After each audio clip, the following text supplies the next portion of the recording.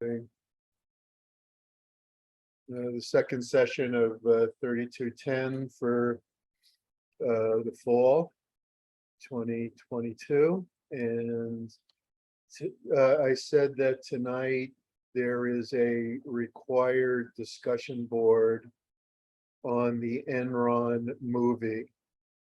So you should have watched that. If not, there's still time after class to watch it and to give your views on the number of questions I ask. In particular, I was interested in your thoughts about the extent to which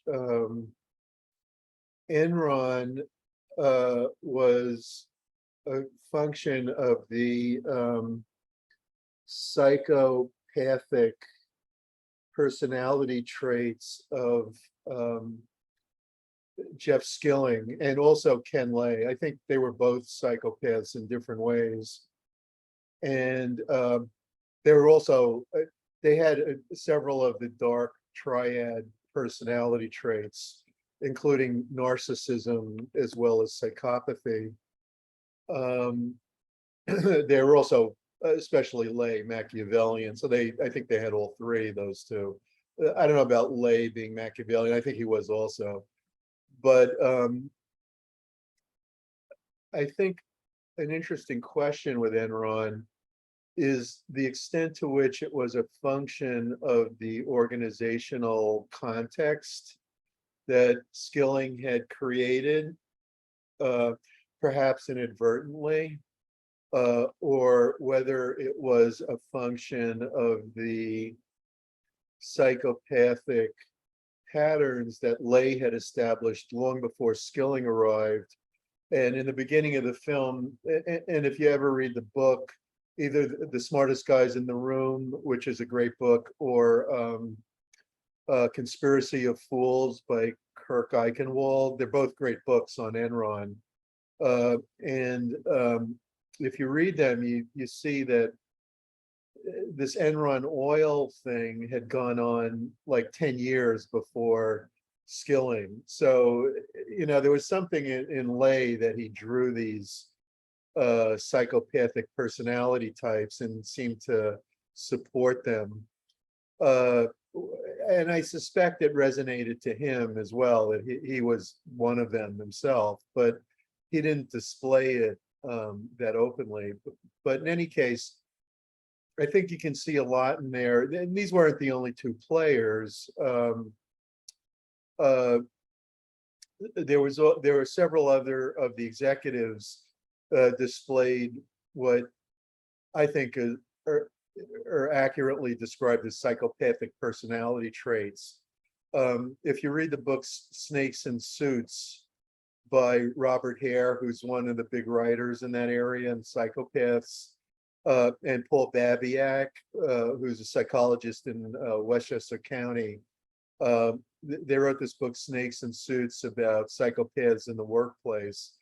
And one of the things they talk about is that they enjoy extreme risk taking. So like the motorcycle trips that they took in Mexico, where they were injuring themselves and doing all kinds of bizarre extreme sports and stuff, that this actually fits the antisocial personality and psychopathic pattern that Babiak and Hare described.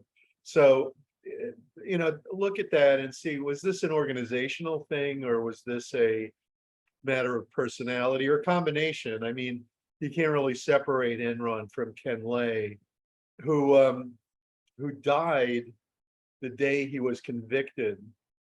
I don't remember if that was in the movie or that happened after, but Lay died the day he was convicted. He had a heart attack.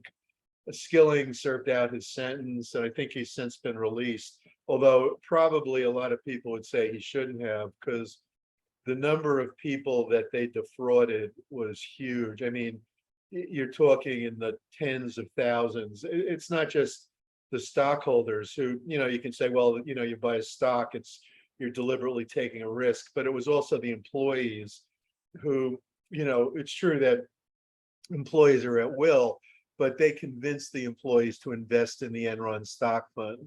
It wasn't just that the employees did it out of greed. They kept telling them, "Oh, you got to invest in the fund, and it's going up." And these poor, telephone workers, they owned the Portland Electric Company, Portland, Oregon.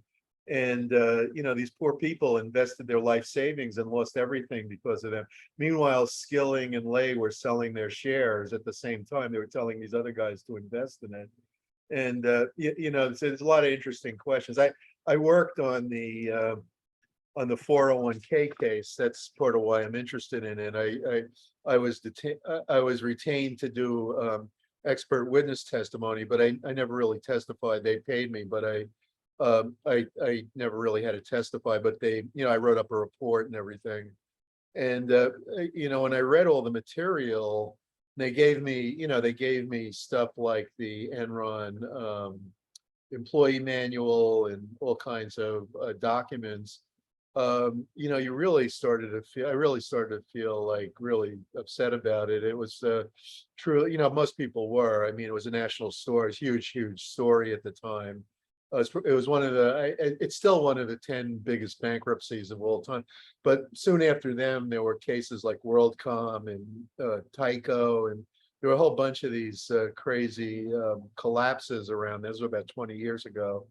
And, and then it was followed suit by the financial crisis of 2008, which was also a mess. And it wasn't quite, the ethical breaches were bad, but they weren't like Enron. But the amounts were a lot bigger. I mean, the problems in the 08, 09 time were really big. And, the massive bailouts that occurred were almost beyond belief. The one guy, a guy at Bard College at the Jerome Levy Economic Center up there estimated that the total bailout money, much of it was repaid, but the total that had been extended was 26 trillion.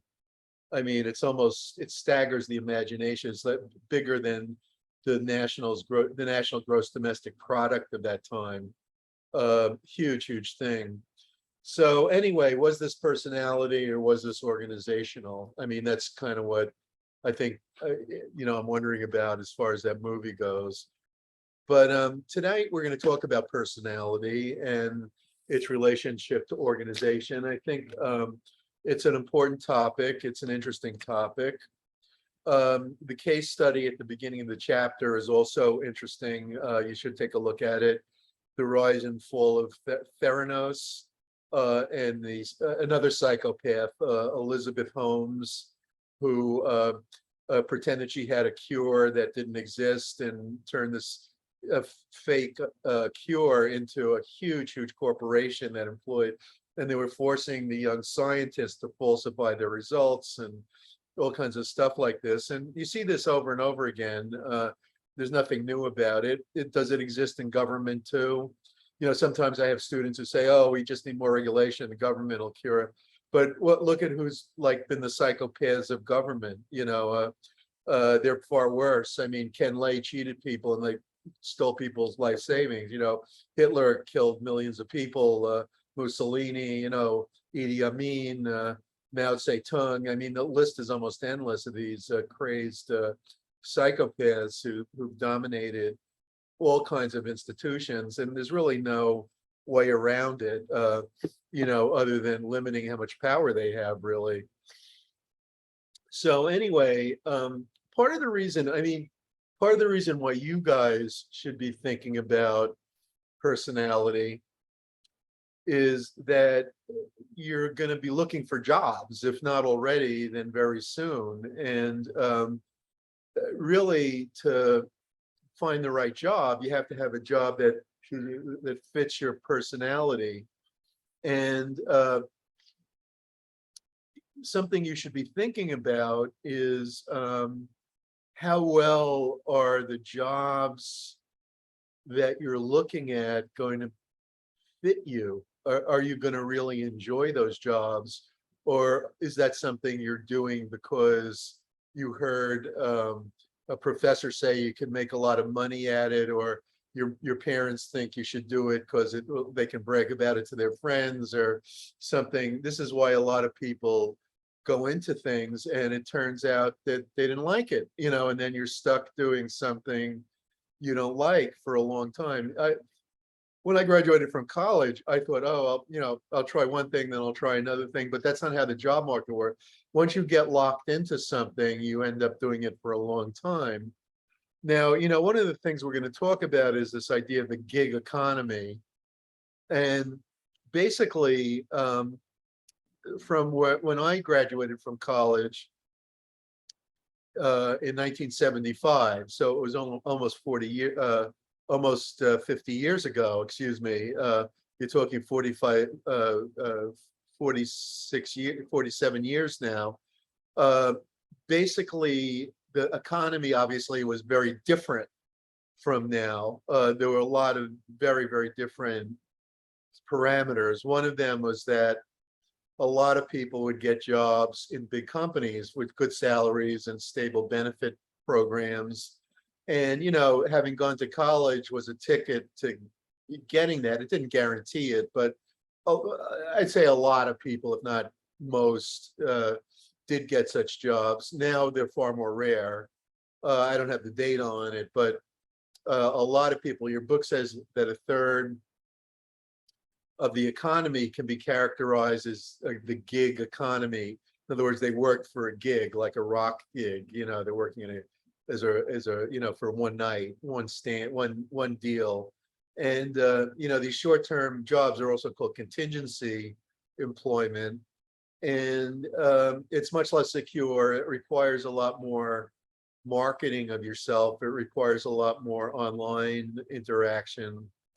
And a lot of these jobs require this constant networking and this constant developing of opportunities. But, if that's gonna happen to you, you still need to think about like how your personality is gonna fit and how to manage your personality and deal with it so that you're doing the kinds of things that you want to be doing and you're working with the kind of people you want to be working with. And one good way of looking at that is something called the strong vocational inventory. And that is a test of what your job interests are, what your career interests are. I also recommend to my students the book, What Color is Your Parachute? By, let's see if I got the whiteboard to work this time. I think I did. So,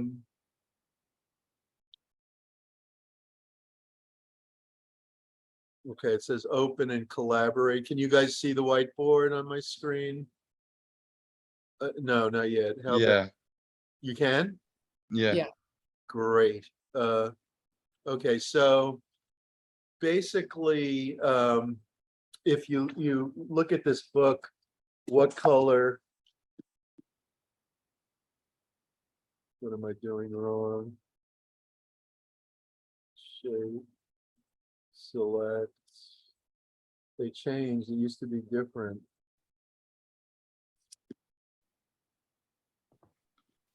Professor, Yes. I think if you click the T, you might be able to type, but originally you won't be able to. Okay, thank you. On the left side, sorry. Yes, you're right. You're right about that. Okay, thank you. Yeah, I hadn't seen this before. They changed it since last semester. What color is your parachute? And the original author was Bowles, but he's got a co-author now. He died 5 years ago, and he's got a co-author now. I forgot her name, but that's a very good book about career choice and how to decide what to do with your life. It's also about job search. People read it when they're looking for a job, but I think by then it's a little too late. You should read it before and do the informational interviewing and self-assessment before you start in your job search. So you target your job search for the type of job you want to be doing. And I think a big part of that is understanding how your personality fits the job. A guy named John Holland developed something called the person job fit theory. And he argues, and he has a test too, and he argues that you can fit into one of a large number of occupational titles, and 6 personality types are matched to the jobs. Figure 5.1 in the textbook describes the 6 types, and these include realistic, people who emphasize skill, strength, and coordination, like mechanics; investigative, people who like to think and understand, like scientists; artistic types, who enjoy ambiguous and unsystematic activities, think people like writers; social types who enjoy helping and developing others, that would be like human resource management; enterprising types, verbal activities influencing others, like entrepreneurs, small business; and more conventional types, like corporate types. And you can take this test to see which type fits you. Another personality type that I recommend that you can take online is called the Myers-Briggs type indicator. Many of you may have already taken it, because I know, like on dating sites, a lot of people talk about it. And I've often heard consultants mention it. So pretty much wherever you go, people mention this Myers-Briggs test. And it's based on Jungian psychology. And a lot of academics don't like it. So you don't see it as much as you used to in academic books. But I would say it's worth taking, because I think it's really interesting. And even if it's not that valid, I mean, I think you'll learn a lot by seeing what your personal score is. I've taken it several times and I've always come out the same. ENTP, which is so I should tell you the dimension. I'll take extrovert, intuitive thinking, and perceiving. And the 8 dimensions, the 8 sort of there's 4 poles.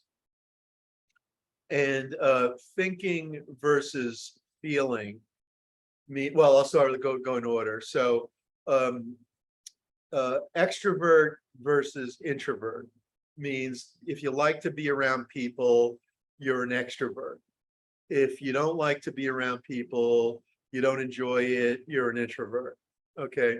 Now we're all mixtures, and you can change. You can change at times if you really set your mind to it. Like if, let's say, you're an introvert, but you want to do a career that works with people, and you really want to do that career, you can train yourself to do it.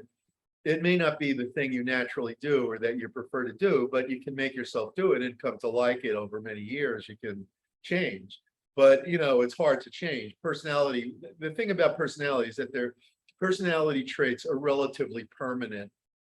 So it's hard to change them, and it takes time, but you can change them. So the first dimension of Myers-Briggs is extrovert versus introvert. The second one is intuiting versus sensing, which means that if you're sensing, you like the detail. You like to focus on the facts. Intuiting means you like the big picture. You like conceptualizing and planning. So the third type, thinking versus feeling.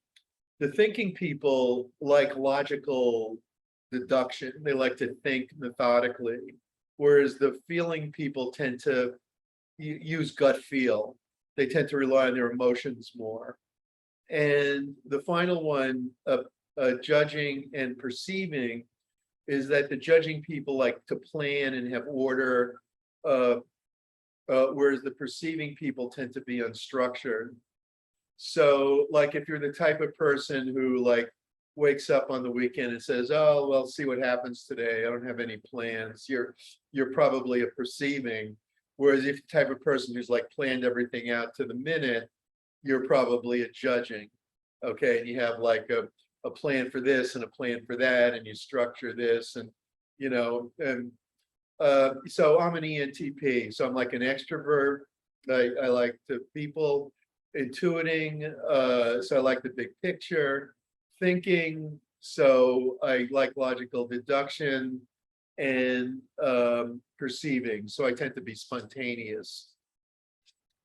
And basically, as I say, the personality trait, the traits associated with Myers-Briggs, and the Myers-Briggs inventory isn't necessarily regarded as the best psychological test by academics.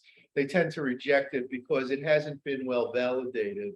And you have to understand validating, you have to know about correlation. So if you've had correlation in your statistics class, it's easier to understand this. The correlation shows the linear relationship between two variables.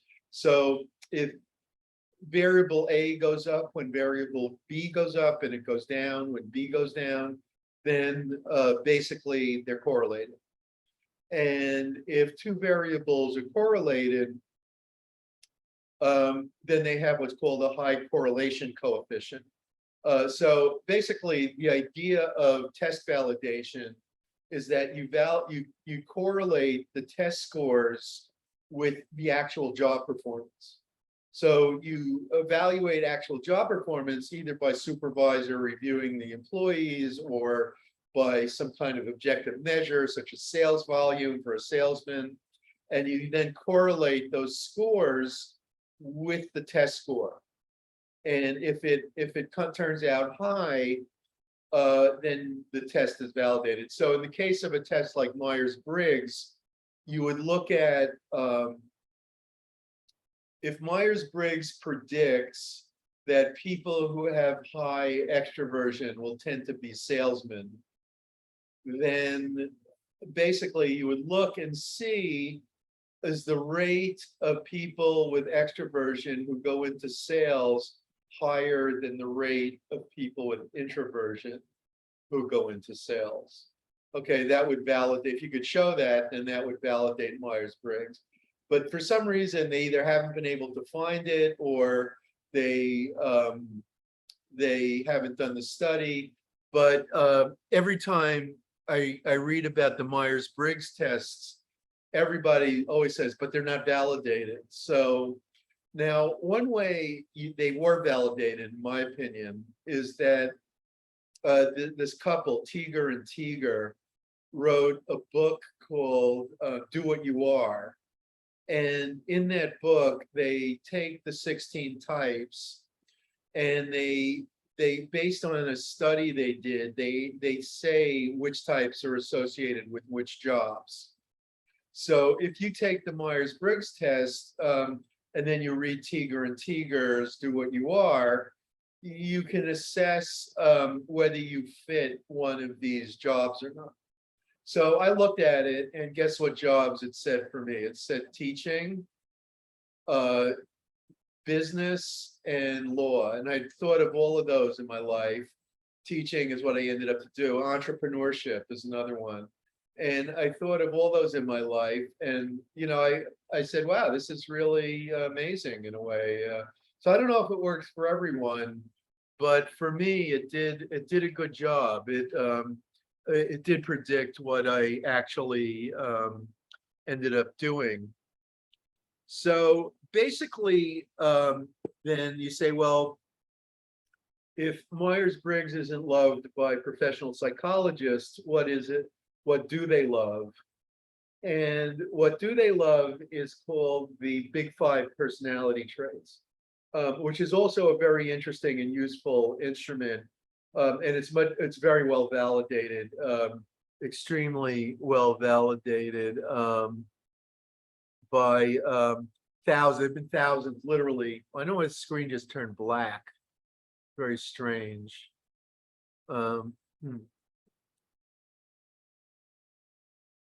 I'm getting Steve, but I'm not getting, I don't know how to put myself on here.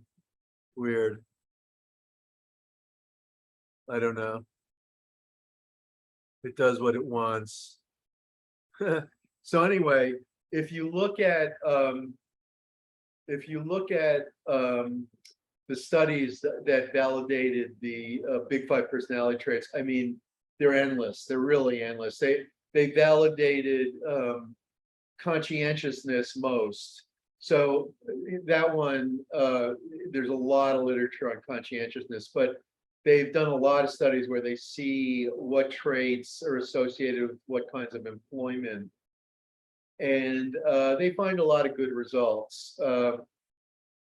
So what does the Big Five personality instrument measure? It's sometimes called the NEOPI, the neuroticism, extroversion, openness, a personality inventory. The other two traits are agreeability and conscientiousness. So I'll put these on the whiteboard if I can figure it out.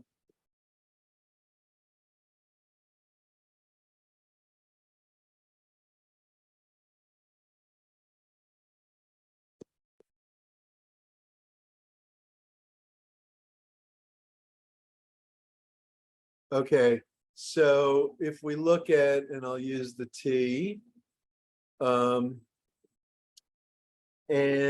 basically neuroticism means how emotional you are. I once used this instrument for a study I did, and I gave it to dozens of MBA students and dozens of other students. Some of them were MS, Master of Science, and other things. And some of the students were in the military, others were in different schools I was teaching at. And I found that the people in the military had very, very low neuroticism. The MBA students and so on, they had average. So basically, you know, when I gave it to the military guys, especially the submarine commanders, they had like 0. It was like bizarro land. I said to myself, God, these guys have no emotion. It was like, you know, I'm not the most stable person. They must have been laughing at me because I'm not the most calm person. But basically, they had so low, and I realized that they must have been both selected and trained. I was talking about this in my other class too, and they must have been like selected and trained to have this low emotional level, like nothing would phase them. And I mean, you know, it makes sense. If you're running a nuclear submarine, you don't want someone who's going to panic. That's the last thing you want. So, you know, I felt like, wow, and it's true, the military is actually light years ahead of private industry in terms of HR stuff. They're much better at it. The industry is way behind. So neuroticism is the first one. And then extroversion, I already mentioned with the Myers-Briggs, it's almost the same idea. There's a slight difference, but they're almost the same. So in extroversion, in the NEOPI instrument, it measures how much you like to be around other people. In the Myers-Briggs instrument, it looks at more to what degree are you energized by other people, but it's almost the same. And then openness, how open are you to new ideas, new experiences, new ways of doing things? Do you like to experiment, or do you like to stay focused in one area and then stay narrow? And then the fourth one is agreeability. How altruistic, you could say, altruistic, selfless, caring about other people. And then the last one is conscientiousness. And conscientiousness measures how much you like to, no, not how much you like, but how dependable are you? How much people can rely on you? How much are you doing what you say? You stick to your guns. And as I say, these 5 traits are associated with a lot of employment outcomes. So, conscientiousness across the board, people with high agreeability are not going to be bankers. Okay, I gave this test once to a bunch of students at NYU, a lot of whom were interested in becoming investment bankers, and uh, they got very low agreeability. They were not altruistic. However, they did tend to be extroverts, and basically, extroversion and sales is going to go together. And studies have found all kinds of relationships between different employment and these traits. Now, what is a trait? I use the word trait, and a trait is a relatively permanent part of personality.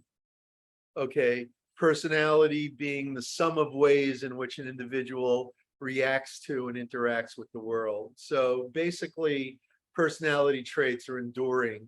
They're different from, say, skills. Skills are things you can learn, whereas personality traits are permanent. Now, I already mentioned the dark triad, and I always find these traits interesting. Machiavellianism means like how opportunistic you are, how manipulative, how much you're willing to use people to get your way. The second one, there we go. The second one, narcissism, means how much you love yourself. Somebody who's got a great deal of self-love is going to be a narcissist. And psychopath, how conscienceless are you? In other words, psychopaths are people who lack conscience. It's related to antisocial personality disorder.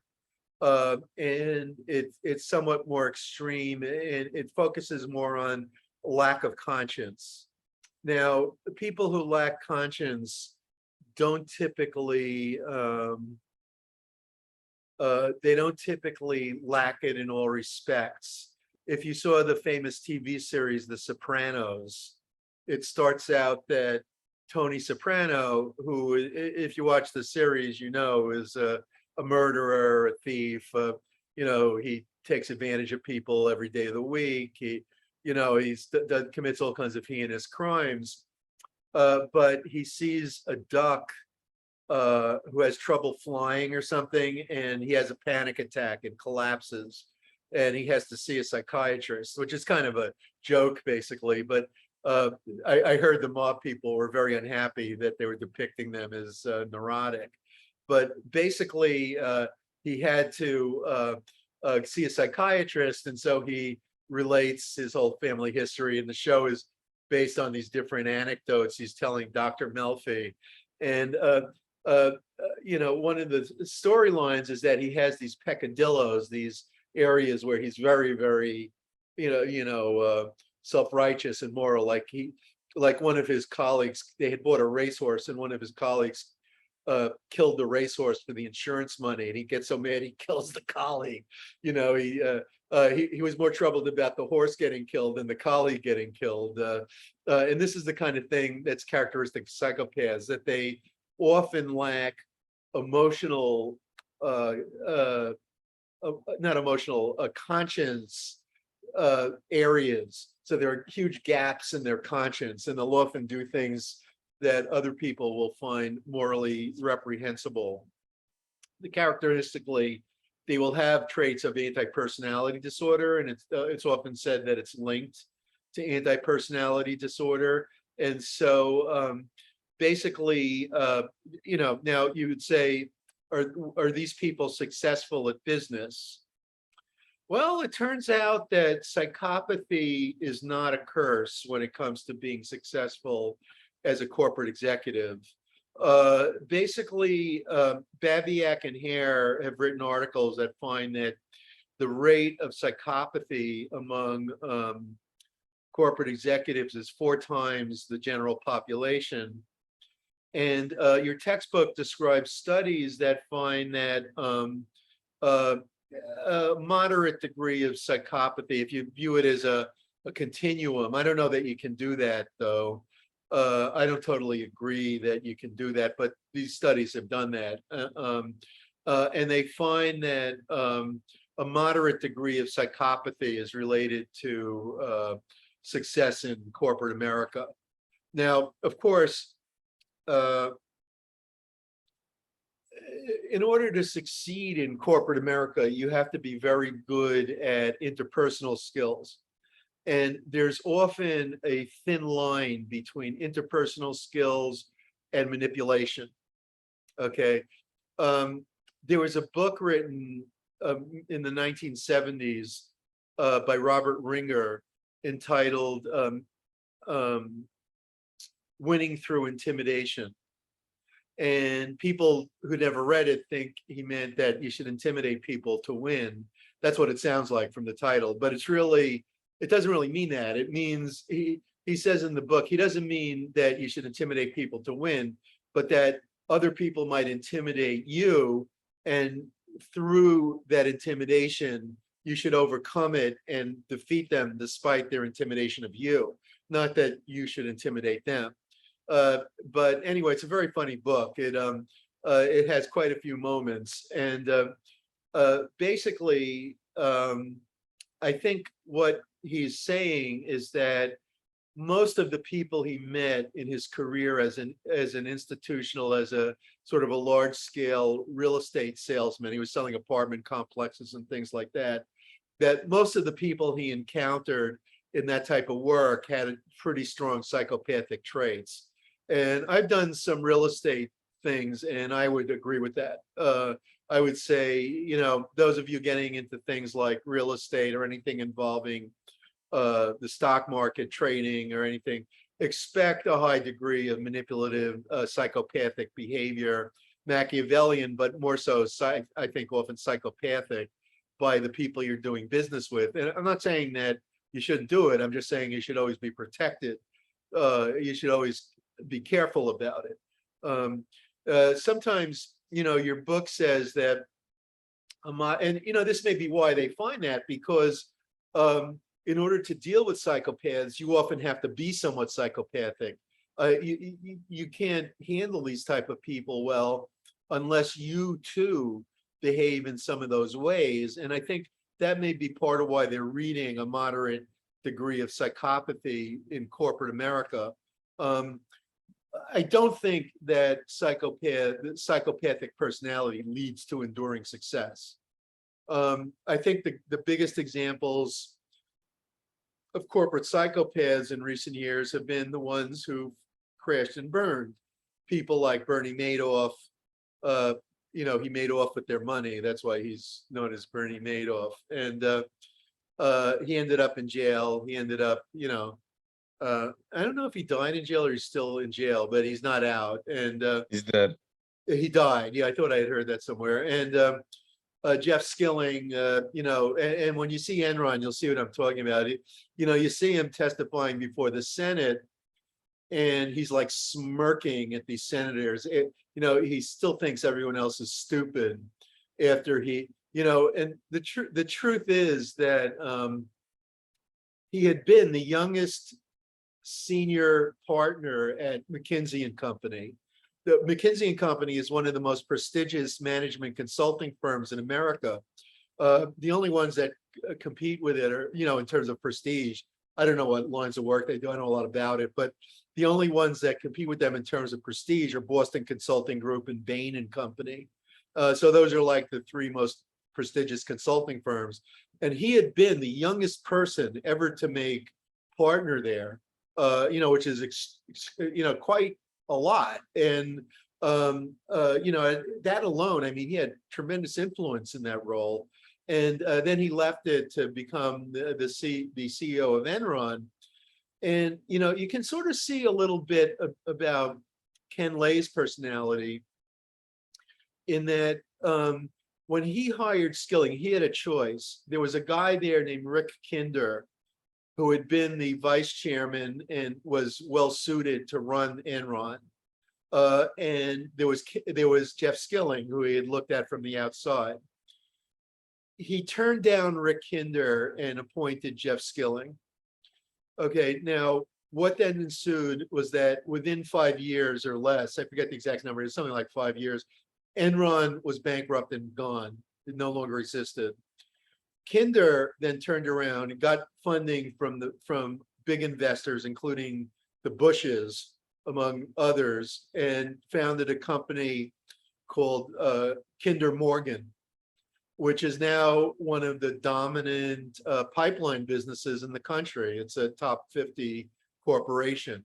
So he founded this enduring corporation with the funding of elite money, and made it into a success. He was a serious manager who understood how to make things work. And Ken Lay passed him over for this charlatan. It's that alone tells you something. But Ken Lay will always be an enigma.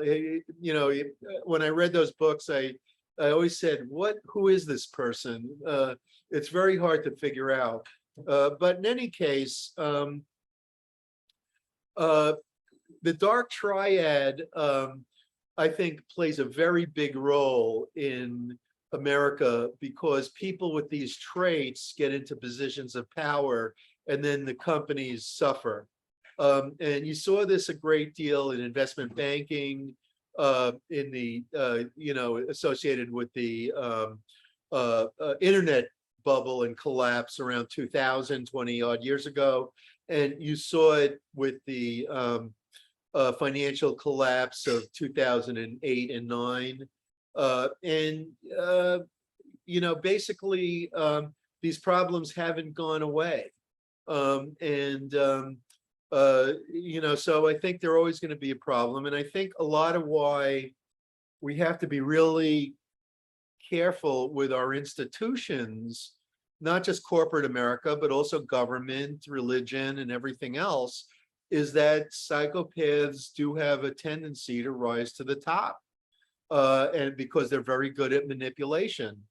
And the great economist Friedrich von Hayek wrote a book in the 1940s, The Road to Serfdom. And he talks a little bit about why is it that these big government patterns that evolved after World War I led to totalitarianism and the psychopathic rule. He doesn't use the term psychopath, he's an economist, not a psychologist, but that's really what he's talking about, by people like Stalin and Hitler and Mussolini and many others. And we still see it in the world today. Xi Jinping and there's countless examples, North Korea and so on and so forth. And basically, why do these psychopaths continually rise to the top? And I think American corporations have to be just as conscious of it. So the question is, how do you design institutions that are resistant to psychopaths? I don't think we've done a job. Not only have we not done a good job, I don't think we've really tried. I think the founders of the American Republic were aware of this problem much more than we were. And that's why they created the idea of the separation of powers and the division of powers, which are organizational systems that corporations have imitated in terms of, we'll talk about later in the semester, in terms of decentralization and in terms of allowing units closer to the ground to have more say-so over what happens, because this establishes control. When you have multiple units, you can have a top management that's watching the lower level management.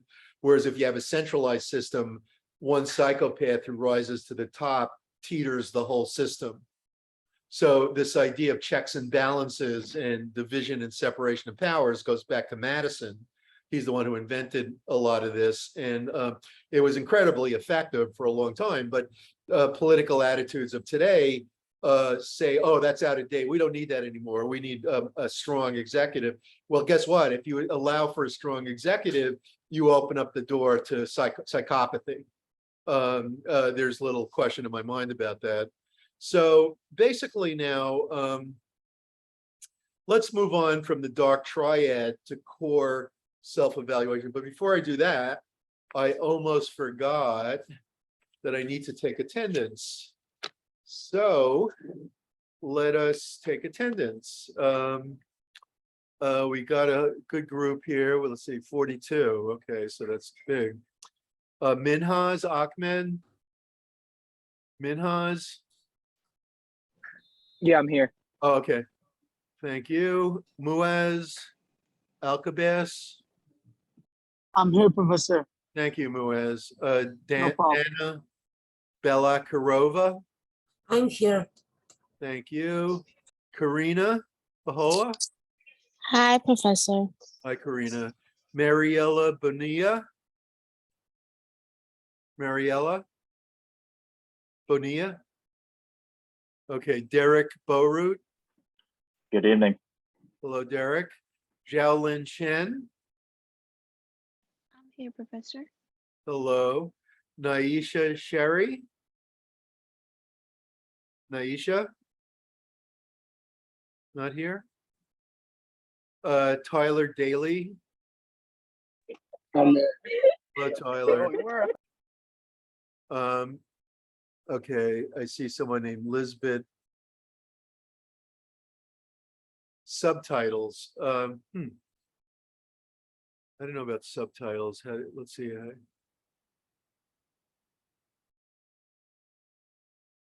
I never did the subtitles before. Let me see if I can figure this out.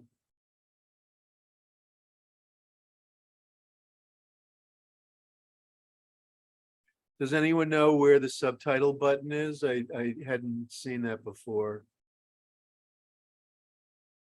You're looking for the participants Yeah, list? Okay, so on the bottom of your screen, next to like where you have share screen option, mute video, the next one should look like two people. That's I don't know if you're using a phone or a computer, but if you're using a computer, it should be there. okay, so it says here advanced sharing options, is that it? No. What's the one to the right of that? Reactions, To the right of that? apps, No. whiteboards, then more, What's in more? Click that. breakout rooms, stop recording and pause recording. Okay, so maybe not. What's to the left of that, the thing, Okay, before so the share going- screen? Going to the left of share screen, I have chat, No. participants, Yes, click that. okay. So what do you see now? Do All you I see see something on the there, right hand? all I see there is invite and copy invite link. Oh, well, I have something different on my screen. Do you have an arrow there? Like right by participants? Yeah, that's what comes up when I click it. Oh. And what happens if you click the actual participants, not the arrow? Nothing. Nothing. Oh, okay. It seems like I wonder if because I'm using a laptop or something. Could it be apps? The apps is gonna be like Zoom apps, like random things that are like Oh, half of them okay. are scams. Yeah, all right, I don't need that. All right, I don't know. I'm sorry. Some of this technology is new to me and I don't really see. Oh, I know why. Are you in which type of view? Which Speaker type? gallery or full screen? I'm not in full screen. Are you in speaker or gallery? I think speaker. Try gallery, then try clicking Where do I participants. change the view now? Hold on. View is on the top right. Oh, I see view. Yes, I'm on speaker. Try gallery. Yeah, and then try Screen, clicking. immersive, full screen. No, gallery. We'll Oh, try both, but we'll try gallery first. okay. Like that. I can't see what you're doing. You don't see a difference in the screen? No, it's only your personal. Really? Yeah, Um, I could also change mine to gallery, but you won't know. I'm saying, and not like, yeah, All right, I'm exiting full screen. And I don't see this. How about speaker? Let's try this. I'm sorry, I just don't know. Well, I'll work on it. I'll look into it and see if I can sorry. figure it out. Okay, let's see. Where'd the chat go? Okay, so let's look at the chat for a second and see where I start with attendance. Good evening. Can someone send me chat link? Good evening. I hope someone did that. Good evening, everyone.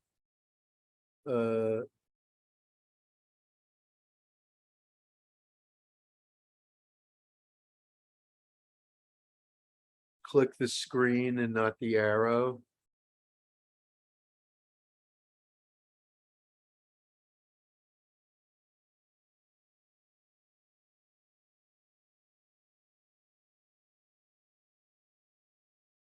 I still don't see it.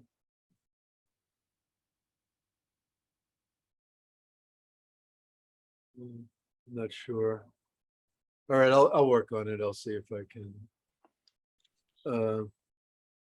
Professor, would it be helpful if I send you a screenshot of all the participants? Because I have access to it. Go right ahead. Okay.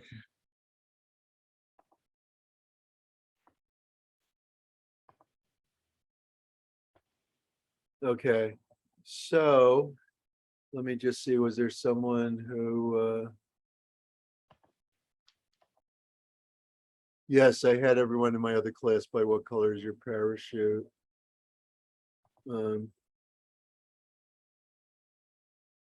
Yes, psychopaths, 2% of the general population.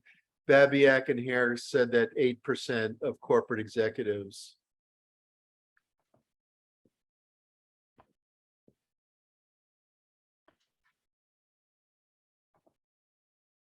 Okay, well, I'll get back to it. Let's get back to attendance. Charles DeBross. Is Charles DeBross here?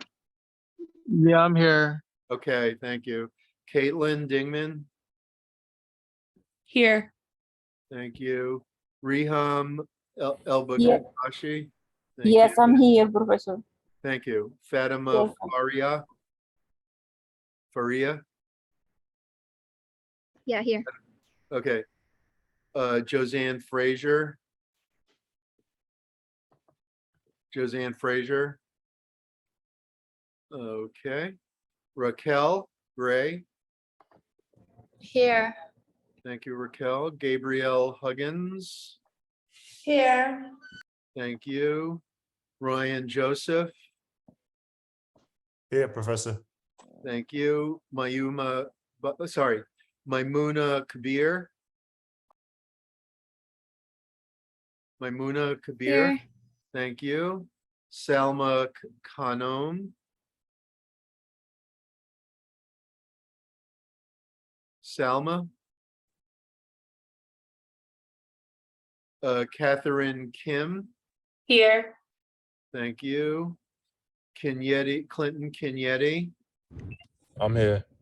Thank you. Ilya Korolev. Ilya. Billy Kryam. Here. Thank you. Christina Kuchenko.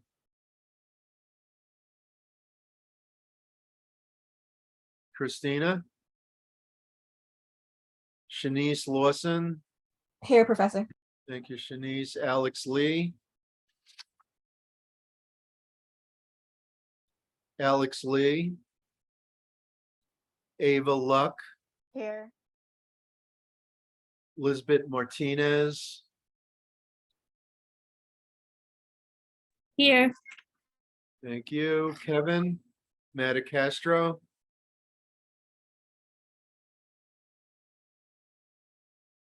Kevin. Barbara Mendick. Here, Professor. Thank you, Barbara. Leonie Miller. I'm here. Jacqueline Mills, Here. Judy Mizrachi, Here.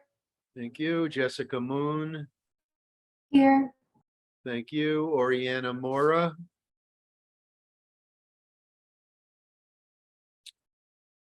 Oriana, Hamza She Nadim, sent the chat mail. what? She sent the chat mail that she's here, Oriana. Oh, okay, Oriana, okay, thank you. Yeah, I'm having a little trouble scrolling this on my laptop.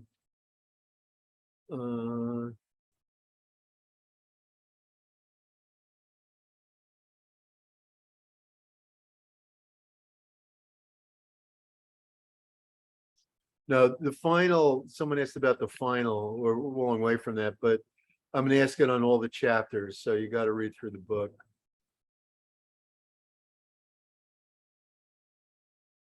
Okay, somebody, Lisbeth Martinez was here anyway, okay. Hamza Nadim, Here. thank you. Anthony Nagoyan. Here. Thank you. Diana Owusu. Diana, Here, Professor. thank you. Sabita Pekalayari. I'm here, Pekalayari, Professor. pardon? I'm here. Thank you, Sabita. Sapir Rafalov. Rafalov, here. Right here. thank you. Shakira Risher. Here. Shakira, I'm here. oh, thank you. Don't be shy. Elitsa Silks, Here. thank you. Anastasia Stepanova.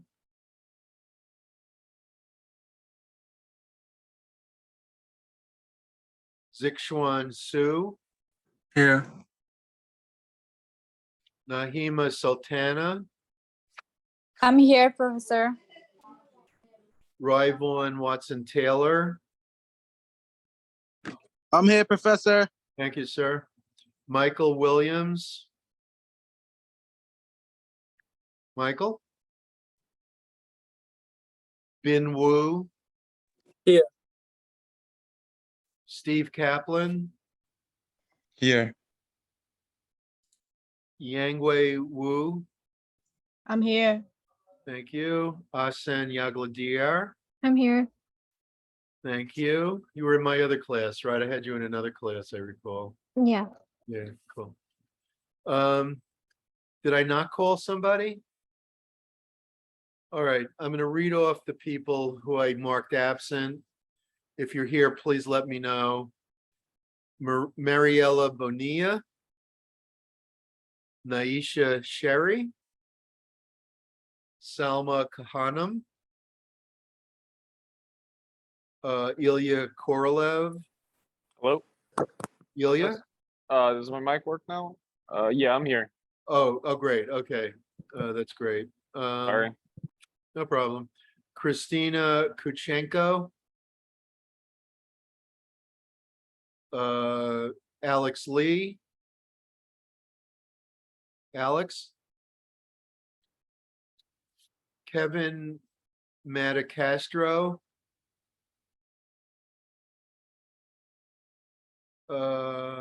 And Anastasia Stepanova. Okay, and last but not least, Michael Williams. Is Michael here? All right, so yeah, we don't have too many who are, we have, I think, 2 out of all these people who missed both sessions. Here's 1, 2, no, we have 3, no, 4. I think we have 4 that missed both sessions. Okay, so we still have a huge class. I think now it's down from 51 or 2 to 47 or 8. Okay, so let's keep going a little. I talked about the big 5 personality traits. One other trait that I should mention, core self-evaluation. They took conscientiousness, yeah, conscientiousness, and they added to it neuroticism, and they added to it self-efficacy, which is a measure of a sense of how self-confident you are, how much you feel you can accomplish stuff. And they combine them and turn it into a measure of core self-evaluation. And the idea of core self-evaluation is that it measures bottom line conclusions about people, people's bottom line conclusions about themselves. So basically, people with negative core self-evaluation evaluate themselves low. People who like themselves, maybe err on the narcissistic side, narcissism being self-love. And basically, this is also a measure that's been validated a great deal. So this is also likable to academics. All right, now, an important idea is emotional intelligence. And basically, emotional intelligence is how perceptive you are about the social situation you're in, how able you are to monitor your own behaviors and those of others. And part of this is self-monitoring, which is an individual's ability to adjust behavior to external circumstances. So this concept of self-monitoring is extremely important in business, and you need to be good at it in order to sell, in order to get along with people, in order to fit in order to lead. You need to understand what the circumstances are. If you look at 12 o'clock high, which I assigned for your semester paper, I think it's a textbook study of how Savage lacked self-monitoring ability. And that's what got him into trouble. And it was to the point where his commander, General Pritchard, says to him, are you making the same mistake that Davenport made? Isn't it time to pull out? And oh no, and he was getting too caught up in it. He lost the ability to monitor himself. And this can be very dangerous. In circumstances like those, there we're talking extreme difficulty, but even in something as elementary as driving a car, we need to be aware, like if we're getting tired, or we had too much to drink or something like that. This ability to monitor ourselves is basic, but it's true in more refined areas too, like when we're dealing with a business client or with a consulting client or with a boss, that we need to always be conscious. How are we relating to this other person? Are we getting along with them? And this is very, very important to understand. And it's fundamental to emotional intelligence. Another concept that your book talks about is kind of the opposite of the dark triad, the dark triad being Machiavellianism, narcissism, and psychopathy, is a proactive personality. The proactive people identify opportunities, they show initiative, they persevere, they have higher levels of performance, they are creative, they need less oversight. Teams with proactive members tend to be more innovative. Overall, such people are assets to any organization.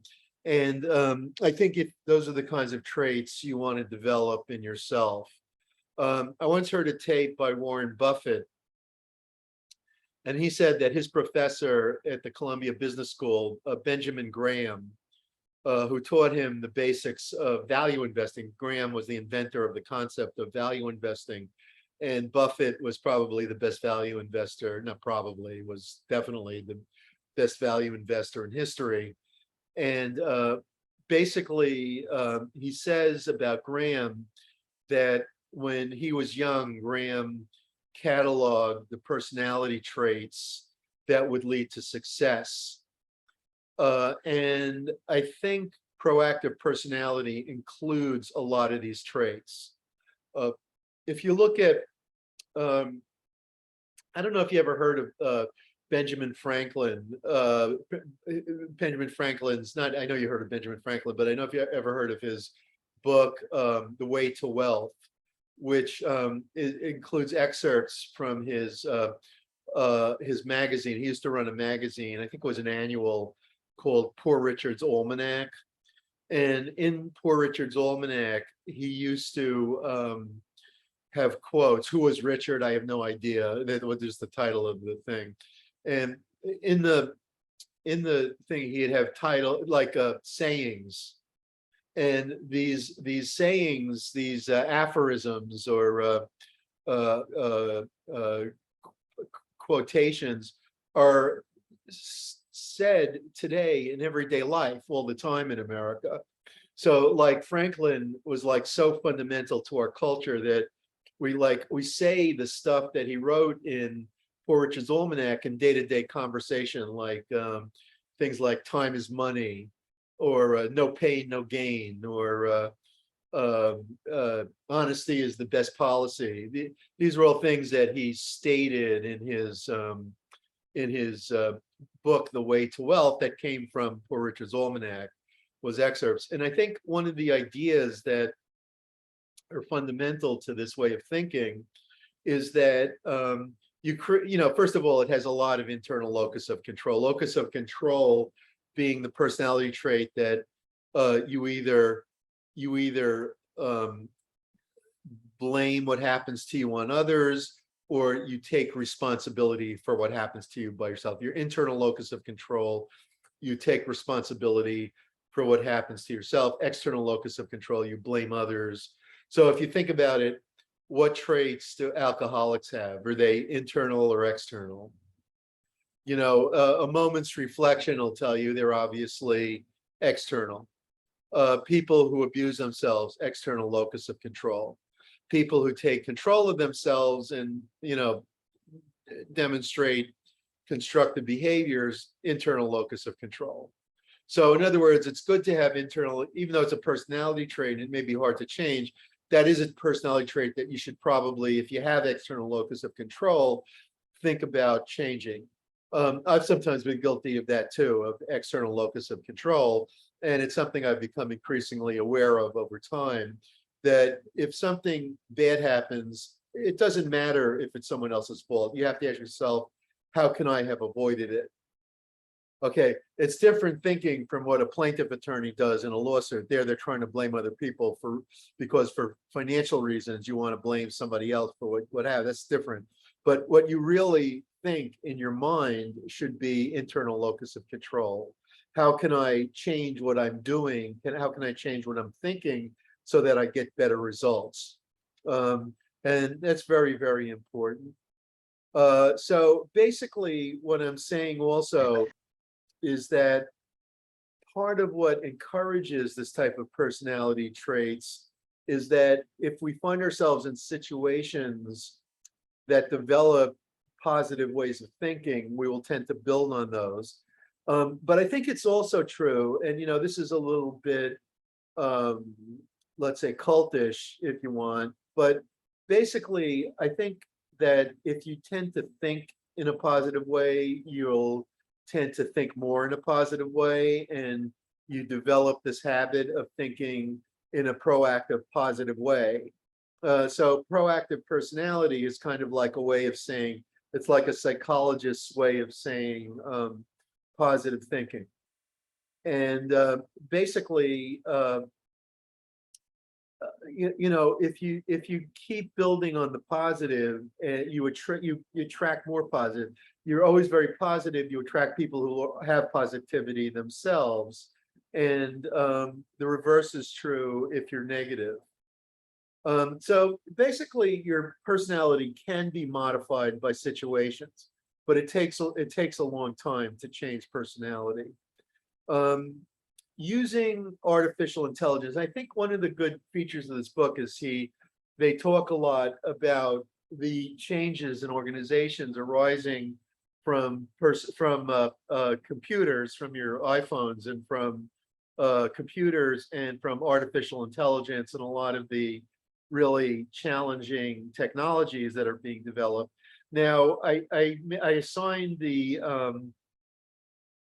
movie The Social Dilemma, and I for one do not believe that all of the technology that's being developed is totally for the good. I think there's a lot of good features, but there's also bad features. And so we need to be cognizant of the bad as well as the good. And basically,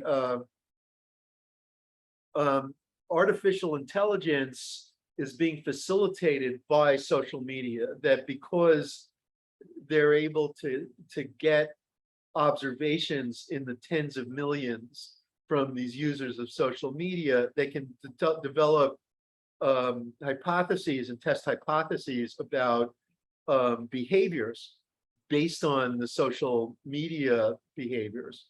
And one of the things that AI researchers have found is that different situations can be typed as positive versus negative, complex, typical, important, humorous, and each of these situations can influence our behavior.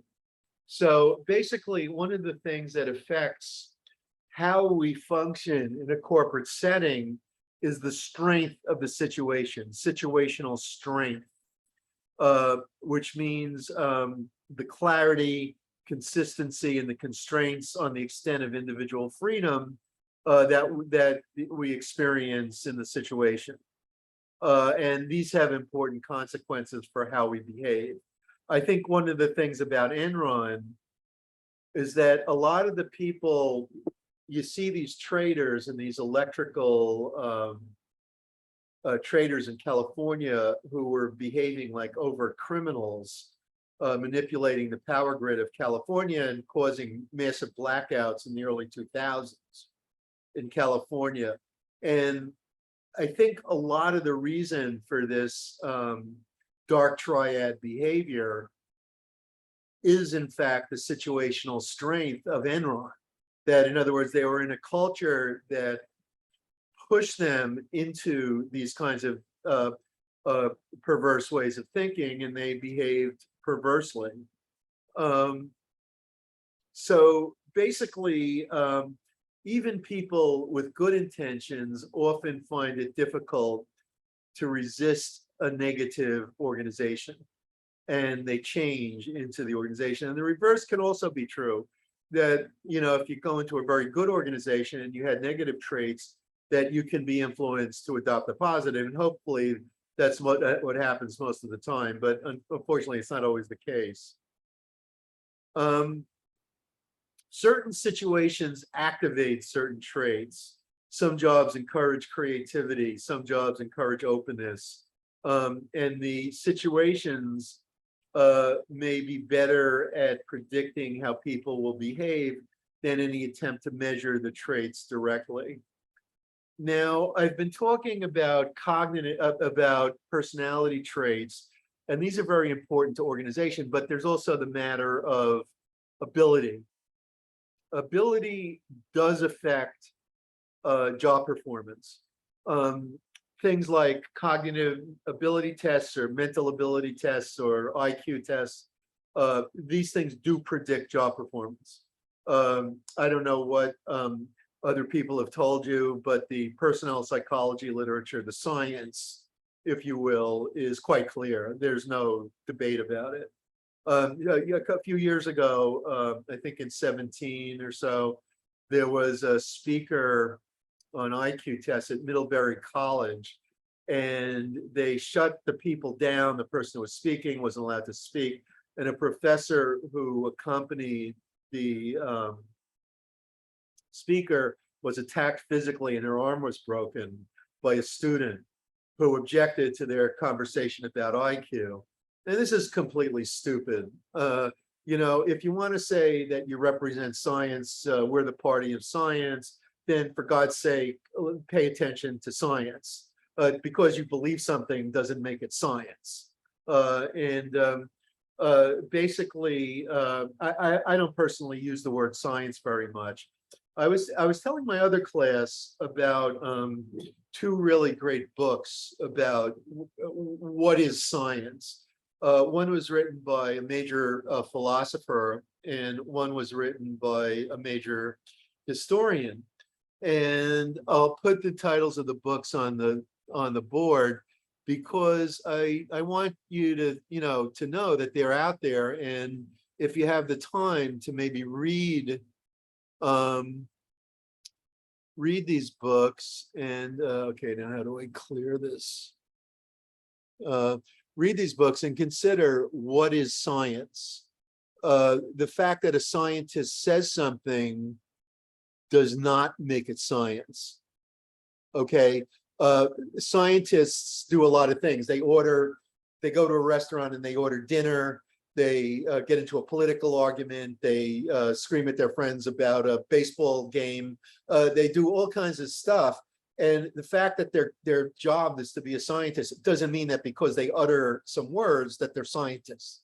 So, basically, we have to be very careful about even what the best scientist says. Albert Einstein was probably the most famous scientist of the 20th century, but his writings on social science are ridiculous and they're not science. Okay, so basically, because a scientist says something doesn't make it science. And so basically, what is science then? Science is not what scientists say. Because I say something doesn't mean it's science. I'm a professor. I disagree with other professors 99% of the time. That doesn't mean that what I am saying is science and what they're saying is not science, or vice versa. It doesn't mean a thing. So basically, these two great books on science, first of all, the first one is by Thomas Kuhn, and the title is The Structure of Scientific Revolutions. And I highly recommend this book if you want to get a handle on what the history of science is like. And there's no more influential book than this. And basically, the other book that I also recommend about science is Karl Popper, who's a major 20th century philosopher, who wrote the book, The Logic of Scientific Discovery, which is also highly influential and brilliant. And I read the Logic of Scientific Discovery as part of a course I took with Peter Blau at Columbia, who's a famous sociologist. And the whole course almost was going over this book. And it blew my mind. I mean, it is truly wonderful. And basically, to understand, I'm talking about a lot of stuff about theories of personality and stuff. None of this is written in stone. All of this is proposed. None of it is known for certain. The whole idea of science is that nothing is ever known. This is what both Popper and Kuhn lead to that conclusion. Kuhn doesn't talk about it openly, but he pretty much says it. Popper makes it quite clear that you can't know anything.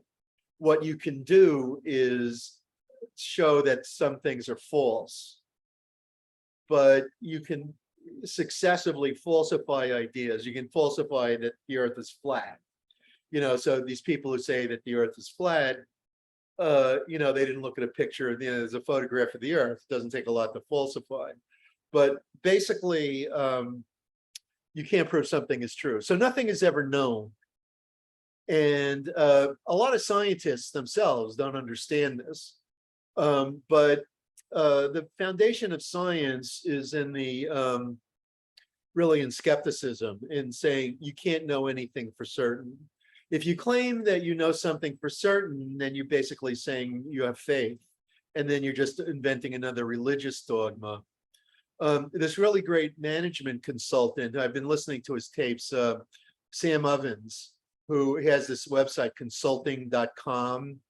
And I think you can get his introductory lectures for $500. My wife bought it. I was listening to hers for free, so I don't know. But basically, he has great ideas about how to start online businesses. It's really interesting. But a lot of what he talks about is like the psychology of running a business. And he says in there that when you reject an idea, what you're using to reject that idea becomes what you're rejecting. So he said, we rejected science, we rejected religion with science, and then science became a religion.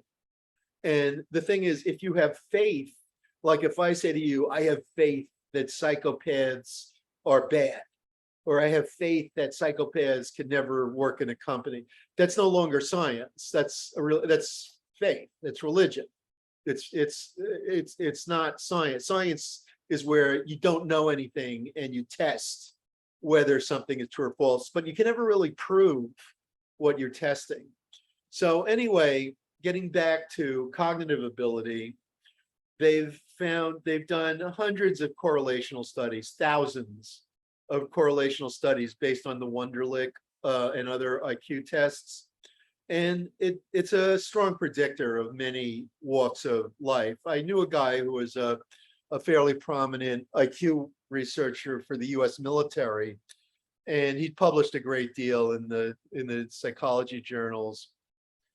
And he told me that it's not just for mental jobs, it's for any type of job. Whether you're a ditch digger, there's a correlation. So no matter how menial the job, there's a correlation between cognitive ability and performance. And so Taylor was wrong. If you remember from last time, I said that Taylor thought that dumb workers are better workers because they do exactly what he says.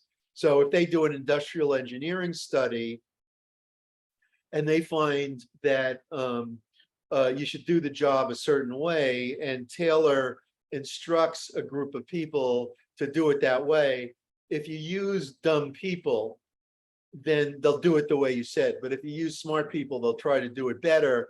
And so they won't do it as well because they're smart. This turned out not to be true. If you use the smarter people, they'll actually improve on what the smart industrial engineers already found. So it's always better to have more intelligence. This was the message in Star Trek. You know, if you're a Trekkie, if you know from the original Star Trek, Captain Kirk was not the smartest guy on the Starship Enterprise.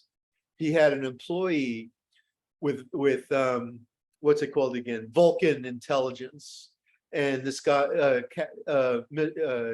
was it Captain Spock or something? Mr. Spock.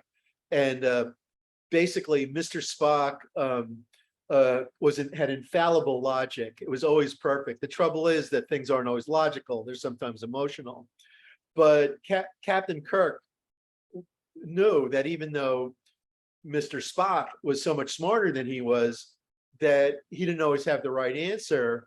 And at the same time, he should always listen to what he says, because a lot of the time he's going to have a better answer.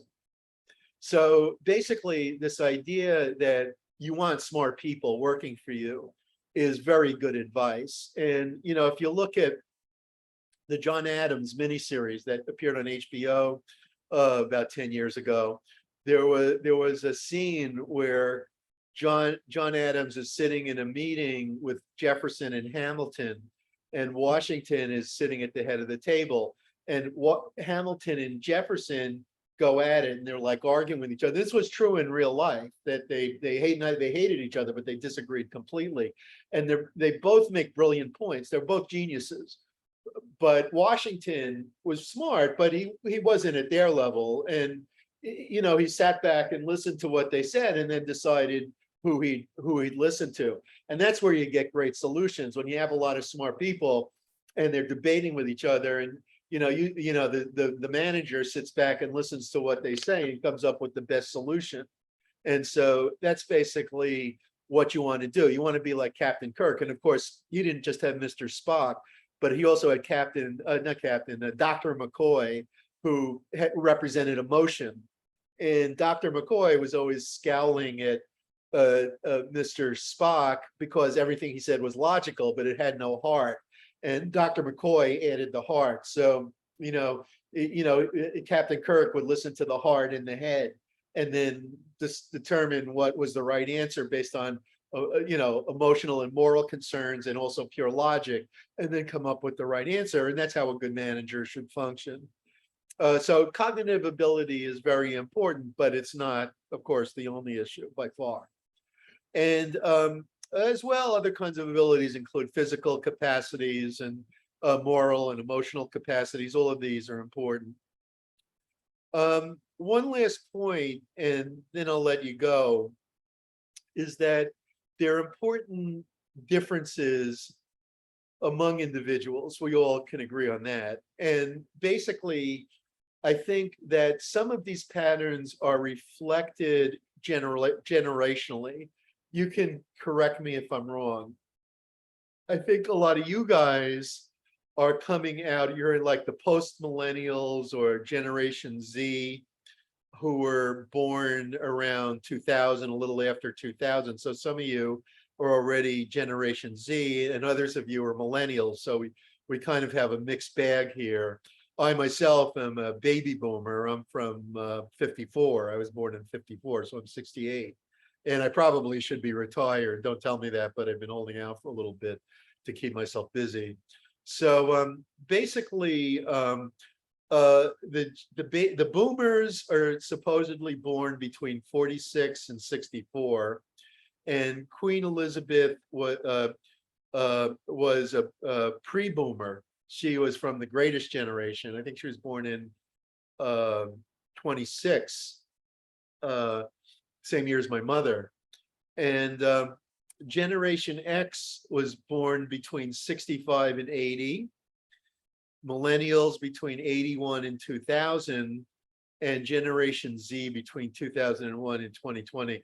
And I've been getting into arguments with my wife because she has some children from prior marriages who one is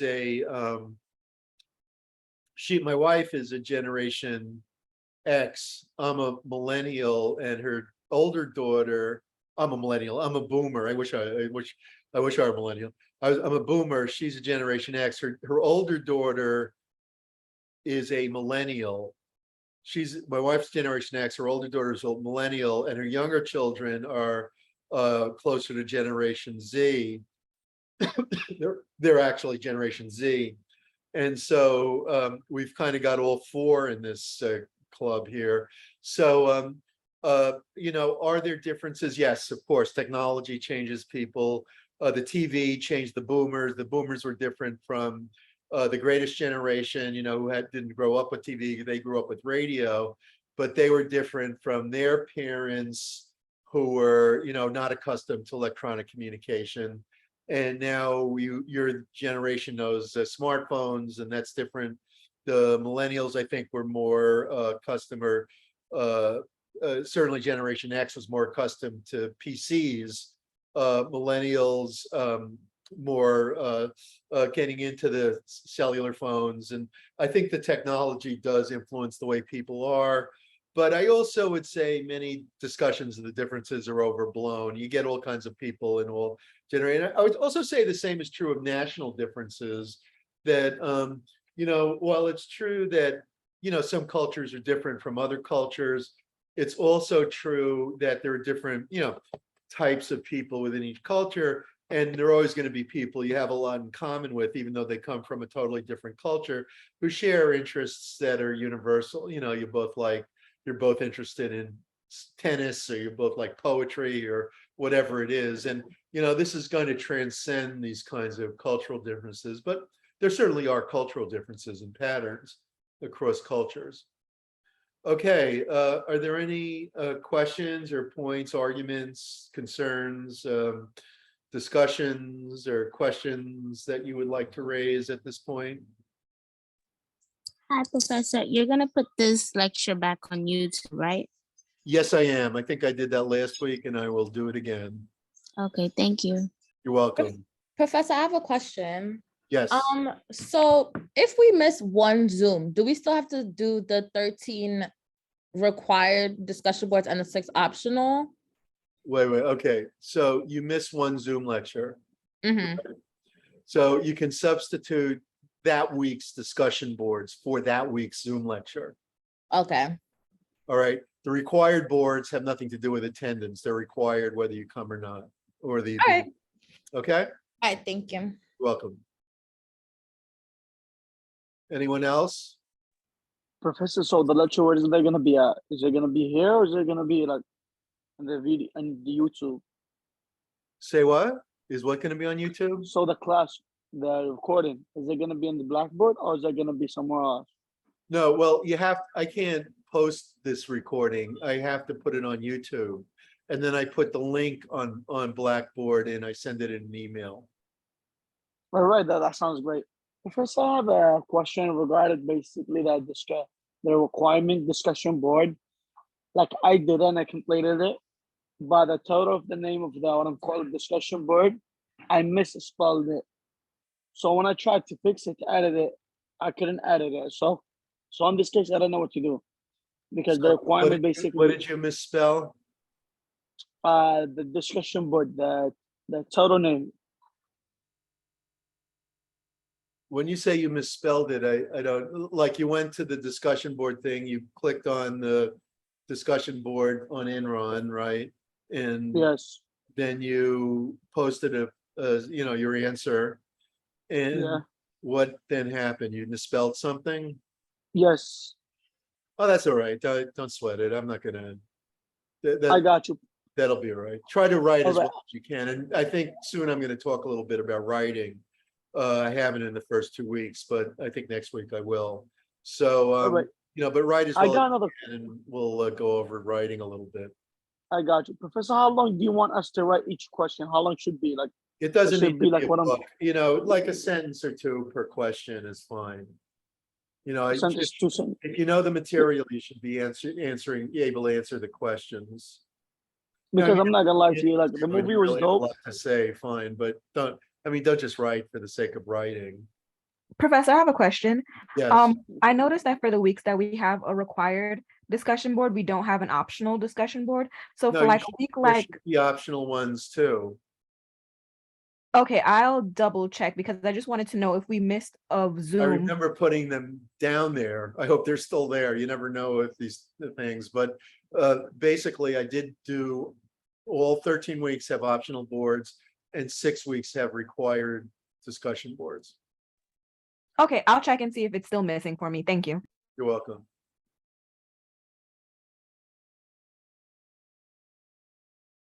Anyone else? So the Um, movie, Professor. Go okay. ahead. No, it's fine. Go ahead. Go ahead. I'm just waiting. It's okay. All right. So Professor, I've been having a problem with my MacBook this whole weekend. It went black and they only made the appointment for me for tomorrow to fix it. I don't have access to a computer. Now I can't really answer through my phone because I need all the information, the PDFs, and I just wanted to make sure if I can submit it for tomorrow because I have a computer at Okay, work. I'll let you do that. All right, I'll extend it. Thank you so much. I'll use my computer at work and then I'll send it in, okay? Okay, Thank you so much. you're welcome. Anyone? Professor, you guys are talking about the discussion board that's due tonight? Yes. Cool. So does it Professor- count for me too? Tee, smiley face? Okay, all right. All right. I'll extend it for everybody.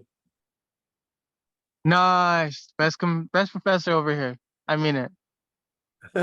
Well, thank you. I didn't know such a little gesture would warrant such a great compliment. So, Professor, for the discussion boards, Professor, like I watched the movie, I understand everything was going on in the movie. So I would respect it from you, to say like a paragraph for each question. But thank God now I was able to find out that we have to do only like 1 to 2 sentences per question. That will be pretty good to it. And thanks for clarifying it. I appreciate you. For the next requirement discussion board, is it going to be the same method or is it going to be different way? Yeah, it'll be the same. Is it going to be just movies and we're going to watch it and then from the movie we're going You to, watch the movies and then analyze them using the ideas from the textbook. all right. What I'm calling for the midterm paper, is it going to be just 1 page, double space or single space? Just 1 page. Is it double space or single space? double spaced. Fantastic, fantastic. What about the final? Is there gonna be multiple choice or an essay? Well, The final is a true false multiple choice test based on the entire textbook. all right, that sounds good. So that sounds good. So we're gonna have the whole day for it or just You can have a week. Actually, I think 10 days. so we could basically go in. Oh, once you start it, you gotta finish it. It's open book, so you can refer to the book and you have 10 days to do it, so there's no rush and you should be fine. I appreciate you, Professor. I appreciate you. Do you teach any other classes? Because I'm like by next semester, like I'm getting my bachelor's. I'm And the spring teaching, semester, like- I'm teaching 3240 Human Resource Management. It's still open if you want to take it. It's on. What about Sept- for next semester? Do you know what classes are you gonna be teaching for next semester? Probably the same one. So it's like 3240 HR management and Mhm. I may be teaching intro to business or principles of management, or I may just be teaching 2 sections of this and the HR. Okay, Professor, I'm actually the same question like by the end of the semester because I want to know because if you're gonna be teaching some classes, I didn't check because I'm like basically by the fall semester, the spring semester, I'm pretty much gonna be empty. I don't got classes to worry about because I'm almost done with all my classes Okay, and so I'm majoring as a business. I didn't quite hear the question. I'm saying like I'm actually by the end of the semester with other class because they're gonna let you know the department what classes you're gonna be teaching. Uh-huh. So and I want you to let me know because I love the style the way you teach. To be honest with you, Well, thank you very and much. no problem, my pleasure. And I feel like you know what, even if I get to have a class with you in person, that would be even much better. Yes, yeah, I agree. I think something is probably lost with the online stuff, but I mean, Zoom is better than like purely online. You know, Yeah, the 100%. discussion board. I think when the Zoom call, we get even to know each other, and somehow we all talk. And if anybody want to connect with a professor, they could contact they could contact the professor straight up. Yeah, Versus doing everything on the online, you don't know much about it, to be honest. yeah. Okay. Well, All very, right, Professor, have a good. you too, Moaz. Nice talking to Thank you, Professor. You have a good night. You too, everybody. Have a good evening. Thank you, Professor. Okay, I'm gonna end it now unless someone else has a question. Does anyone have a question? All right, I'm ending it.